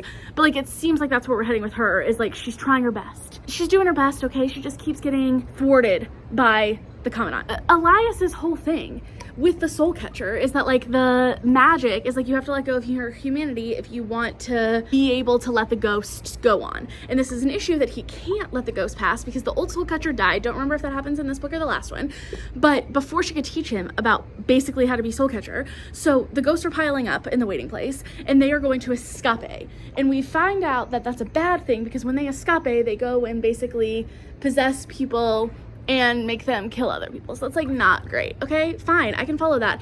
Except the point is that he's supposed to, like, the magic won't come to him whenever he is trying to help humans. We see that a lot with him trying to help his family, with him trying to help Laya, except that finally, the thing that gets the magic to start accepting him is after Laya gets coerced into the waiting place by all of the ghosts and the djinn, and the djinn are like, let me show you the truth, it's gonna set you free. And the djinn show her the like past, except not anything that she would have seen when her mom and sister and dad were in Koth prison, and her mom killing her dad and sister after they had been tortured, like snapping their necks. Yeah, that was something. Oh, because we did get my big reveal, Cook is in fact her mom. Okay, we did it. I knew it. That was great. Well done. If I didn't see it coming, if I hadn't already read books where this had a similar plot twist, where like one of the main character or like one of the side characters is in fact the person's mom, I probably wouldn't have seen it coming. Thought it was really well done. I was intrigued. Okay, anyway, this relates back to Elias. She is seeing all of this. She is like dying, being stuck, having to relive this moment over and over and over again in the waiting place because the djinn are like, ha ha ha ha ha. Here's the truth. He comes and rescues her instead of, he could choose between rescuing Laya and trying to stop the ghosts because they're getting ready to all break down the walls of the waiting place and go into the real world. And the magic is like, come on, let go of your humanity, like you know which one is better. And he's like, no, I'm not gonna leave her here alone. Okay, fine. But then he in fact chooses Laya, chooses humanity and his love over being responsible for the waiting place, being duty of soul catcher. So you would think magic would reject you, but along the way the magic like starts accepting him and he turns into soul catcher, like full on magic is here. And I'm like, what? We spent your entire point of view going back and forth between not wanting to let go of your humanity, and then it ended up being your humanity that allowed the magic in, and that literally doesn't make any sense. It didn't make any sense. And we spent the entire book, all of his perspective was so boring. It was so boring, I couldn't stand it. Maybe I missed something. I'm so confused. She could have solved that in any way. She could have like had him leave Laya behind. She could have had that be the moment that he realized that he couldn't be soul catcher, and then something else happens and then all of the ghosts take over and da da da da. But that ends up being the ghosts get out and then he becomes soul catcher with all of the magic and power, and that's what finally kind of locks away the last of his humanity. Then why did we need all of that back and forth? I don't understand. Anyway, that's rant number 1. Rant number 2, that also has to deal with the magic and how it's set up and like literally the rules she very specifically sets up. The Nightbringer, which I have a feel, I just remembered, I wrote this down in my notes, that I think I brought up Kenan being the Nightbringer. And if you haven't read the books before, in the spoiler section, I literally don't think I said anything else about Kenan or who he was. He was kind of like Laya's other love interest, part of that little love triangle, except it's not a love triangle because it was like Elias, Helene, Laya, Elias, Kenan. Anyway, it was like a love W. So, flashback to book 2, Kenan ended up being the Nightbringer and he got like his second to last piece of the star from Laya, and it was explicitly said that the reason, like, he had to love these people, like he is the embodiment of love. He says that in this books. So he had to love Laya and Laya had to love him, and then freely giveth of this piece of metal to this man / omnipotent being in order for him to start gaining back his power so he can release the djinn. Okay, fine. So then some things happen and we find out, where is this last piece? Oh, it's with Helene. Okay, I like that. Great twist. How are we going to make Helene love the Nightbringer, when she like already knows the Nightbringer as the Nightbringer. So I'm thinking, is he gonna morph into like another guy? Is he in fact somehow both the Nightbringer and Harper? Oh, because another thing that I forgot to mention is that Helene's torturer turned spy for the Commandant, from the Commandant, like the Commandant was using him to spy on Helene, turned right-hand man, turned potential lover, is in fact Elias's half-brother. Yep. Just, I'm gonna let you sit in that for a second. Moving on. So that is Harper. Avatos, whatever his name is. I think Harper's his last or first name. I don't know. What was I saying? How did he play a role in this? Oh, I'm thinking maybe the Nightbringer is actually him. And maybe he's like doing the thing again where he's pretending to be another love interest. That would have been a little overplayed since we already did that once, but whatever. Okay, fine. No. He's like, you don't have to love me. You just have to trust me. And by the end of this, I'm gonna make you trust me because like I'm helping you save yourself and your sister. Because also, her sister is pregnant with Marcus's baby. Okay, I apologize. This isn't the best lighting because it's kind of in the shade, but hopefully that'll help. I'm thinking that is gonna be what is happening with the Nightbringer. But then he's like, no, you just have to trust me. You don't have to love me, and I don't have to love you, question mark.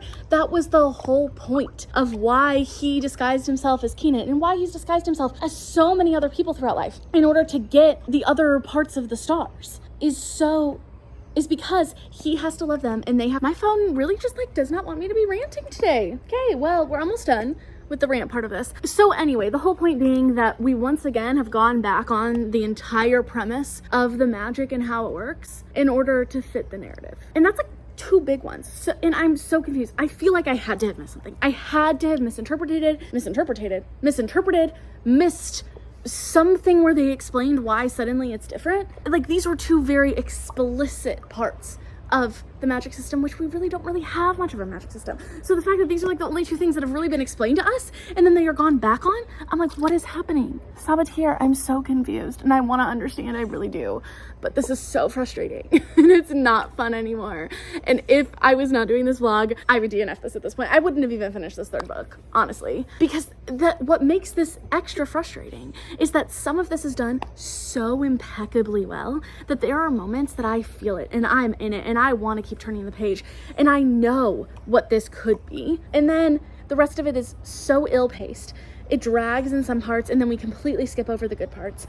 And then we have these huge gaps in the magic system, which maybe I missed something, but I don't know how I could have because I've been reading this book the whole time and I just don't understand. And it's because of those incredible parts. Like with Laya and the cook, once Laya discovers that the cook is her mom and they meet up again, which is like so incredibly easy. Like she literally finds out that she's her mom, exits the waiting place, and then Cook's like, hello. And the justification is that like the Nightbringer knew that the cook was gonna be there and then like that's why he did it then, to hurt Laya the most. I don't know. I love the characters. I love the themes that we're exploring. I love how it's going there for a YA fantasy. I love the grim darkness of the world and how everything isn't always easy and everyone doesn't always like, every mission that someone sets out on, it doesn't always go to plan. But there are so many big things that change to fit the plot, that take me out of the story, that maybe I understand how people could overlook it and just be like, I'm here for all of these other things and I don't really care about that. And here's what's so frustrating is I usually don't even care about the plot. So the fact that I'm asking for more plot and the fact that I'm asking for the plot to actually make sense is what is so frustrating about this, because it is supposed to make sense. This isn't set up like a whimsical or weird kind of loose thing where like it doesn't really matter that like it's kind of contradicting itself, because that's not the point. Like there are firm rules and there were so many prophecies in this third book. I was highlighting so many long ass prophecies and it didn't even matter in the end. So here we are. Cook dies. That kind of pissed me off too. It didn't piss me off. I just wish that like we would have gotten more with Cook and Laya once Laya discovered that Cook was her mom. That was like my favorite part of this entire book, and I think maybe that's why I was so pissed when they killed her off, because I was just like, come on, like that was the entertaining part. We had potential with that storyline and then we just shot it away with some arrows. So here we are.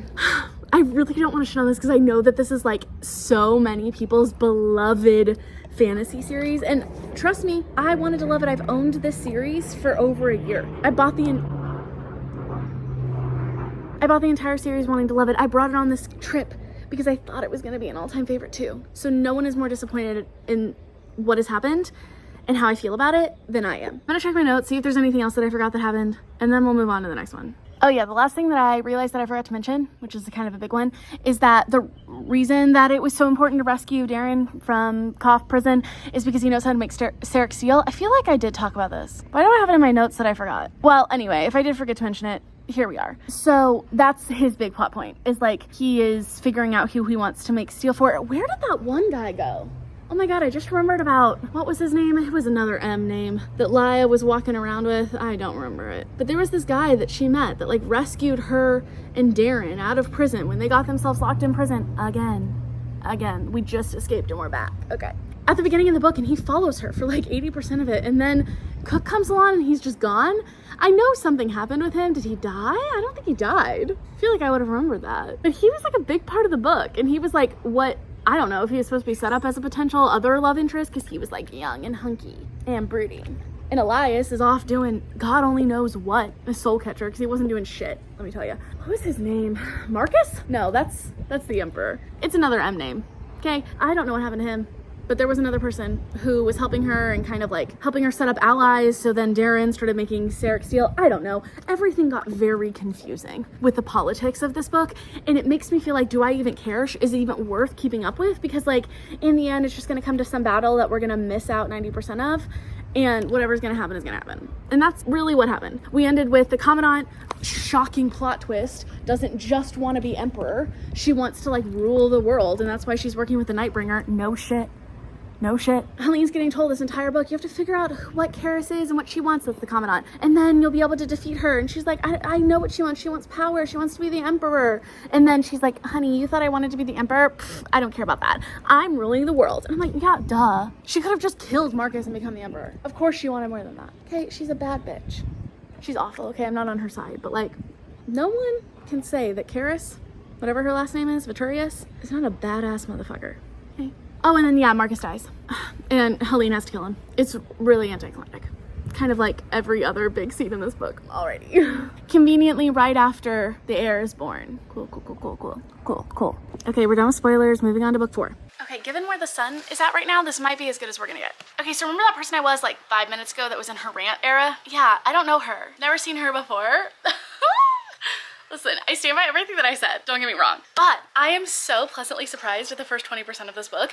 This is what I've been wanting. This writing, the vibes, the pacing, the stakes. This is what I was looking for since book 1. And this makes sense. I mean, it's her 4th book, it's the conclusion. You know, a lot is happening where we are tying up a lot of plot lines, but even like Elias's point of view that I thought was so boring and I hated in the last book, not much has really changed since that with like his circumstances, but this is so much more interesting, And I wish that there would have been a way for us to get here sooner. And I think that way was just like, because I understand the tricky part with his plot line was that like not a lot was happening for the entire book, but he needed to be where he was at the end of the book for that to make sense when all of these other characters had like so much growth and so many things that they had to do and they had to like meet up at the same place. But we just focused too much on him then. Like just don't give us as much of Elias.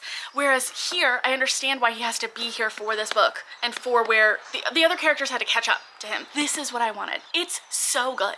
I have like almost fallen asleep the last 2 nights reading this because I have like wanted to keep reading. And I am so excited, but I also am like, oh my god, if this ends up being a 5-star, can I recommend the series? I mean, I can recommend the series knowing that like a lot of people love it, right? But would I ever reread it? Probably not, because I don't want to have to reread 3 books that I feel, like the second book I loved, like that was a 4-star, that was good. But I don't want to reread 3 books that I feel kind of meh, okay, fine about, just to get to the grand, amazing conclusion. And I don't know if it's going to continue this way. I am hoping. I'm very hopeful. This is what I was wanting. Oh, also, I was going back through and editing and realized I can't believe I didn't make this abundantly clear throughout this vlog. It's just something that's like been in the back of my mind. Helene, incredible. Favorite character.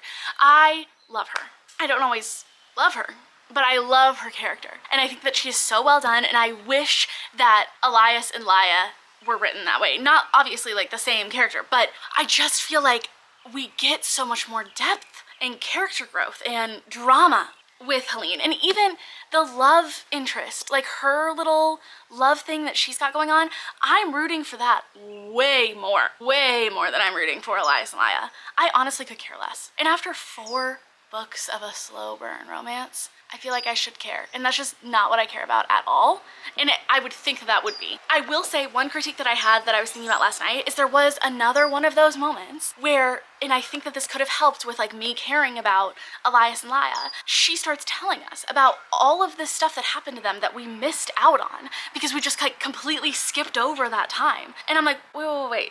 Back it up. Like, this is what we needed to see from you two. Rather than just being told that it happened 100 pages into this book. That would have made me feel what Laia is feeling right now. And I don't, even though I'm like enjoying this and I'm really loving it and I think it's really well written, I just don't feel as connected to our two main characters as I feel like I should at this point. Because like in comparison to The Raven Cycle, which this is nothing like The Raven Cycle, but that was another series that I read the last time, that Ronan Lynch is my favorite character of all time. I think that he is one of the best written characters in that, like, ever.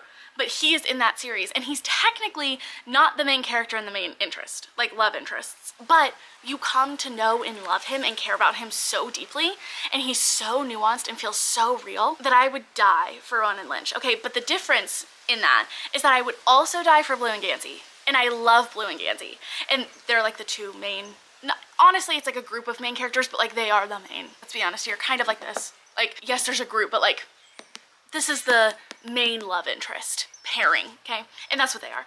But that's the difference, is that I also feel the connection with them, and I also care about them, and they also feel like deeply well-written characters. It's just that Ronan Lynch is done literally impeccably. And on a smaller step-down scale, that's how I feel about Helene. I think she's so well-written and really well done and one of the best YA characters that I've ever read. But she's not the main one, and the difference is that I just don't care about Elias and Laia. And it's not that I don't care about them and I don't want to care about them, I do, but I feel like we haven't gotten the chance to, because we haven't gotten as much of their back. Like, I don't know, there's just something that's been missing from the writing, and I feel that same way about Darren. Why do we not get more of Darren, her brother? What? The way that his whole setup is from the very beginning, the things that he's got going on behind the scenes, I want to see that. I want that POV. I think that this should have been longer, and then maybe we could have explored that. Like, if this was like a 6-book series, I know that's a lot, okay? I know. But if they're gonna keep them the same length, I think that this could have been a 6-book series. We could have had more POVs, and then we could have gotten to explore that a little bit more. But alas, I'm not gonna sit here and just keep repeating myself. That's where we're at right now. I am only here for 1.5 more days. I leave very, very early on Sunday morning, and right now it is Friday afternoon.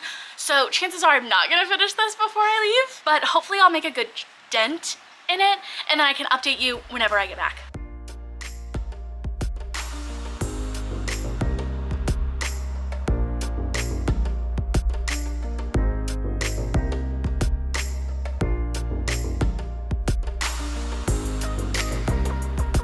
I'll admit, I came with a lot of clothes, but this is everything that didn't fit.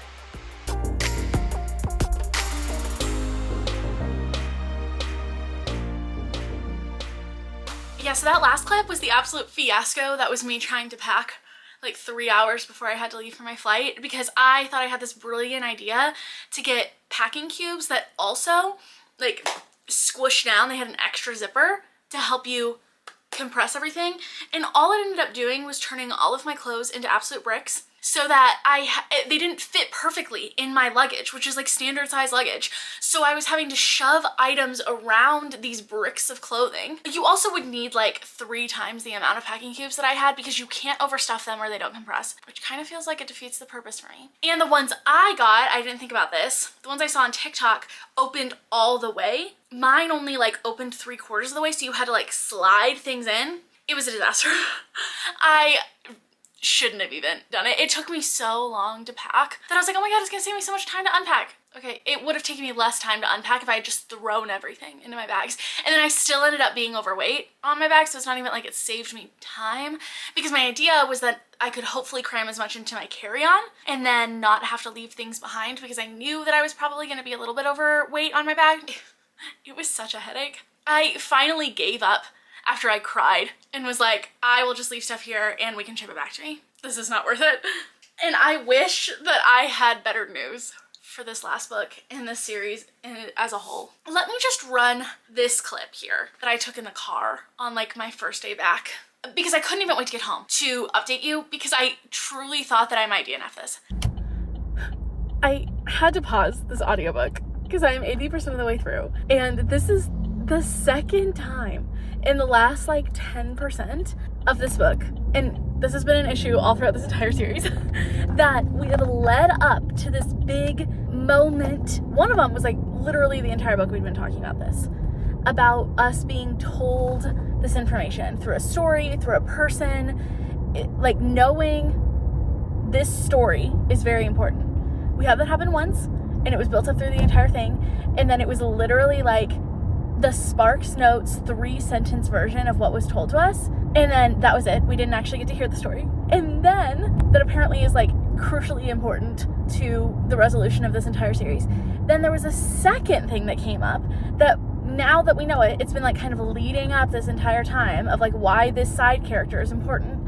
And it's like, oh, this person needs to tell you the story, go ask them about it. And then we get told we're going to be told the story, we shift points of view, we come back to that point of view, and the story is over. Why? I don't understand how the decision was made, what was going to be included in this book and what wasn't. Because now I'm just so, like, I want to DNF this so badly. I don't care, and I'm almost done. Like, I literally only have like an hour and a half to listen to this. And this is the thing, right? It's like, I know my last update, I was like, oh, I'm not the person who's complaining anymore, da, da, da. And this is what makes it so frustrating, is that this was so good. This last book was so good. And now it's doing the same things that it's been doing. And I just am so pissed as to why we are missing out on the good things, why we're spending so much time on such boring ass shit. And the character arc of one of our main characters literally makes me not like them. Like, and not in a good way. Not like, I like an unlikable character, okay? I like a morally great, no. Just like the fact that they haven't had any growth and we've just been like cycling through the same shit with them literally for now like what feels like 3 books, but it's technically been 2, but kind of has been 3. I'm just so bored. I don't care. I don't care at all. They could die and I'd be like, fucking finally, at least I don't have to hear about this anymore. And I shouldn't feel that way. Now, I didn't DNF this. I did push all the way through. The ending was fine, I guess. I'm glad that everything didn't wrap up super, super nicely, and that I understand the emotions that this gives people, and I wanted to feel those things when things happened to certain characters. I wanted, like, I felt like I should feel something, and I didn't because we just never got to know them very well. Or, in the case of some of them, I feel like I know them too well and I hate them when I should be rooting for them. And I've been sitting on this for like a week in hopes that I could articulate to you a little bit better how I feel about this and just why it didn't work for me, other than, you know, all of the rants that I have been on. But I don't think I have anything to add. Maybe I would have liked this if I had read this a few years ago. I understand why people love it. It's just so disappointing and frustrating to me in a way that had this just been like meh the whole time, I think that I still would have liked a meh the whole time series more than I like this. This is more fun to read and review. But like generally I would have given a meh series higher stars than I'm giving this, because I know that she can do things so well, and she has moments of doing character work and plots and making you feel things and upping the stakes and tackling these themes so gorgeously and brilliantly and perfect, that for so much of it to fall so flat just makes me even more disappointed and upset. But if this is your favorite series, just know that I understand, I get it, I wish that I were you. And this is not a personal attack against you. And I still love Sabatier, and I'm excited for Air, which I just found out, I think, is a spin-off of the Ember and the Ashes series. I'm a little confused because the synopsis, which I actually read, uses different names than the characters that I think it's talking about, but like the ongoing plot points to it being a character that I can't mention in this series, specifically this book. Like what happens, the events after this book in the future, I think. So maybe that character just like gets a weird nickname. I don't know. But I actually still am excited about that. I will read it, and I'm so glad that I read the series now so that I can read that and be excited about it and see if I end up liking it more. Because maybe now that is going to be everything that I wanted This Is Upside Down, this series, to be for me. Ooh, they're white, which is gonna make it a little tricky to take a thumbnail. We'll get to that here in a second. So I think my plan is, if you don't wanna see the spoilers, if you were just here for the non-spoiler section, I'm gonna wrap this video up. Oh, I think I gave this 2 stars. Generous 2 stars. The 2 were for the parts that I loved, like the 5-star parts of this book. Oh my god, I just don't understand why we spent time on the things that we did. Because there's so many interesting parts of this book that could have been explored had we taken the time and not taken so much time. Maybe it's just because I don't like the two characters that we followed. Had this been the same story from different points of view, maybe I would have enjoyed it more. With that being said, is there a sword emoji? If there's a sword emoji and you made it all the way to this part of the video, leave a little sword, or if there's not a sword emoji, leave that emoji that's like this. Anything that you use to signify this feeling, leave that in the comments below. If you enjoyed this video, don't forget to like and subscribe. If you are leaving us, because we're gonna do the spoiler section next, I so appreciate you. I know that this was long and chaotic. Hopefully it was fun, and that at least, if nothing else, you got to enjoy some of my rants. Thank you all so much for watching, and I'll see you all next time. Bye! Okay, time for our spoiler section. And I am doing this as an act of love because the fact that I have to relive this irks me. So I've just written down some points, okay, that we're gonna talk about for things that happened. That way, if you've made it all the way to the end following the spoilers and you want to know what happens, you're not just like left hanging. And also you can understand why I'm so irked. And we'll talk about what I think the Heir is about, the next book that she's writing, which I think is adult, but maybe I made that up. Okay, so it starts off, Laia gets herself captured by the Jinn whenever she's trying to help Elias remember himself. That is the thing that irks me the most about this series. Why did we spend basically 3 books? Because this whole story of Elias becoming the Soul Catcher starts at like the beginning of book 2, which he doesn't become the Soul Catcher until the end. But like, we at least spend 2 books, but I would argue 3. With Elias having absolutely, what I would argue, like no character growth, because he's just stuck fighting to like become himself again. And then he's just like, oh yeah, I remember you. I forgot I love you. Okay, great. Now I'm back at the end. But after literally the most annoying, oh, I have to fight this darkness inside me plot line I have ever experienced, and I had to experience it for 3 books. I get why she did it. I wish she hadn't. There was a way to do this same, listen, I'm not a writer. I don't know exactly what that is, but I have to believe that there was a way for us to get to the end where we got and have Elias like have gone through that all like in half of book 3 so that we could see more growth from him, see him interact with Laia and all of the other characters, and not just be stuck in the same fucking cycle that was so annoying that it slowed down the entire pace and made me hate Elias and made me like absolutely not root for their love story. I don't like either one of them, and I don't think that they're good together. I didn't want them to end up together. I would have been fine if Elias died. And spoiler alert, unfortunately he doesn't.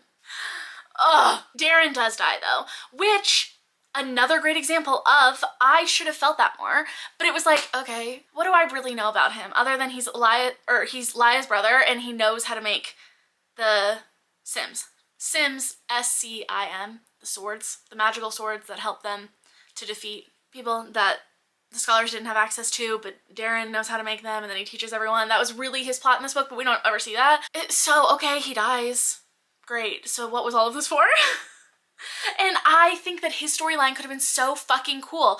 He had this whole plot line with this guy who was like his mentor who helped him to learn how to make these Sims and like basically undermine the Empire, even though this guy was like the main guy who made the best Sims for the Empire. He was helping Darren and helping the scholars, and I wanted to see that, and we didn't get any of that because we were just too busy brooding with Elias. Ugh. God, I fucking hate Elias. He's the worst. Oh, also, the Laia figures out what this like darkness magic thing is inside of her, and it's actually the Nightbringer's former lover, who is also inside of everyone else, little pieces of her, but for some reason she manifested in Laia. Couldn't remember what that is, to be perfectly honest with you. But she ends up kind of helping at the end, because the main plot line of this is save Elias and his humanity, to help him get his head out of his ass so that he can remember that he's totally in love with me, and to also take down the Nightbringer by finding out his story. That is what we keep hearing. You have to understand his name, understand his story, and then you'll defeat him. Was that really true though? Because we're building up to learning about his story. This is the 2 things that I was ranting about in the car. Number 1, we're building up to Mimirila, checking my notes, discovering the story about the Nightbringer. It is like taking a lot out of her because it's kind of like magic. These storytellers are like living, finding, breathing these stories, and it's this huge thing that she's going on this big journey to figure it out, and she finally figures out what the Nightbringer story is, and then we don't hear it. We flash to a new point of view. When Laia is listening to it, we flash back, and we get like a literal paragraph Sparks Note version of the things that she covered, and then she's like, yep, that's it. what? Which I understand in life, sometimes things are anticlimactic. But when you are telling me that this thing is important and building up this moment in a fantasy book where you have built up a lot of things and I've been really let down, why are we skipping over that? Why didn't I get to hear the story? That could have been such a cool moment that could have been tied to like some of these questions that we've been having, but wasn't. And then she literally did the same thing right after, where Helene, the only character in this book that I actually like, walks, which is so unfortunate. Anyway, walks her little happy ass into the forest to talk to this ghost that Elias, who has been like looking for her lovey, that Elias has been trying to help pass on. Come to find out, it's actually Karis's mother, so it's his grandmother, and her lovey is Karis, the commandant, big baddie. And Helene is like, I have to go talk to her, figure out where she's got to have a secret to help me figure out how to defeat Karis. We don't get to hear that either. Okay, cool. Awesome. Love that for us. Oh my fucking God. And the final straw. We have been leading up to, since Elias left to go try to rescue Darren in book 2 from the prison and like parted ways with Laia, set off in the middle of the night because he thought that like he should go without her. Okay, cool, whatever. We've been getting hints that he said this thing to her that was like, oh, such a moment. Wow. Like that was the most beautiful thing I've ever heard anyone say. We don't get to, did I already rant about this in my car? I might have already ranted about this next point in my car, but it's basically that we never find out what Elias said to Laia while she was sleeping. That was supposed to be this like big like exclamation of love, the most beautiful thing anyone has ever said to anyone. And then she's like, what is it that you said? And he was like, well, I think I can show you better than tell you. Fuck off. Fuck off, please. Oh my God. Ugh. Oh, and then Helene becomes Empress. But then like swears that whenever it's her time to step down, she's gonna give the throne to her nephew, Libby's son. Because Libby died. Was that this book? Can't remember. Karis killed Libby. Livy, sorry. Yes, that was this book. Livy dies. Oh yeah, and that is all after they like defeat the Nightbringer because what even was it? It was something so fucking cheesy. Laia basically talking him. He's like created this maelstrom. They use that word so many times in this book. This like tornado of darkness and despair we find out that his plan is that he is like basically willing to destroy everything, including killing himself. So Laia killing the Nightbringer, because she does that, then is the final thing that like sets this all in motion. Karis dies. Oh, because Laia's mom, who died, remember back in book 2, or book 3, whichever that was, Cook, who's Laia's mom, she died. She was like kind of in the middle of being dead. And she was like, yeah, instead of coming back to be your mom, I chose revenge, and slashes Karis's legs because she like comes out of the dead. She's like, the only way to kill Karis is if she didn't see it coming, and she didn't see me coming because I'm dead. And then Laia's like, cool, love that for you. And then her mom becomes Soul Catcher to take over because someone has to be Soul Catcher so that Elias can get out of being Soul Catcher. So she does that. Okay, whatever, I don't care. So this is after all of that, and the Nightbringer, it's basically like what kills him or what gets him to stop or whatever is she's like partnering with his ex-lover, and she's like, you were wronged, but we as adults, I don't know, living, breathing adults, since you're like thousands of fucking years old, get over yourself and go to therapy, we decide what we do with like moving forward. We don't have to keep perpetuating trauma, which I understand what it's saying here, right? Like, I love that theme and I love that message of like holding space for the fact that like, yes, the scholars hundreds or thousands of years ago did awful, awful things to the Jinn and they had every reason to be angry. But like, it gets to a point where it's gotten too far. Like destroying everything, it's gone too far. We need to, that's not justice. You know, that's not equity, that's not getting, it's just a little much. But that also, that like we can hold space for the fact of like why they have all of this anger. But yo, Nightbringer, you're like an adult who is responsible for your behaviors. So if you could like not destroy the world, that would be great. Thank you very much. And then he's like, oh, yeah. Because what is his name? Beloved. Like that's what his name means. I know that this was supposed to hit. And I think at this point I was just too angry to care and too annoyed to care. That's it. I'm sure that there were other things. I don't remember what they are, and I don't think they really matter. Am I going to read Air? Yes. I'm at least going to try it, especially if we get more Helene, because I really like her, and I liked her storyline. And I think the reason I liked her is because she was like the most nuanced character that we actually got to watch grow. And I don't feel like we got that with Laya and Elias, and we sure as hell didn't get that with Darren. I'm so sorry to end on such a note, but hopefully it was at least enjoyable. If you made it all the way to the end of the spoiler section of this vlog, put a purple heart in the emojis down below. Just something a little bit different, just in case like you were part of the spoiler crew, because you sat through a lot more of this vlog and a lot more rants then. Thank you all so much for watching, and I'll see you all next time. Bye!